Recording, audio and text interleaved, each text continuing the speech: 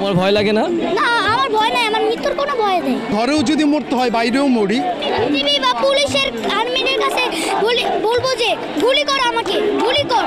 বাবা, আজকে যে তুমি এই আন্দোলনে এসেছো, কেন এসেছো? আমি আন্দোলনের বিচার পেতে আসছি। কার বিচার চেতে? যারা অকারণে শহীদ হয়েছে, অকারণে শহীদ হয়েছে যারা। এখন তুমি কি চাও? এখন আমি চাই প্রতিবাদ। সে কিন্তু একটা মিথ্যা কথা বলেছিল। প্রথমে বলেছিল যে রাজাকারের বাচ্চারা কোটা পাবে না, মুক্তিযোদ্ধারা পাবে। আর আবার পরে বলছে যে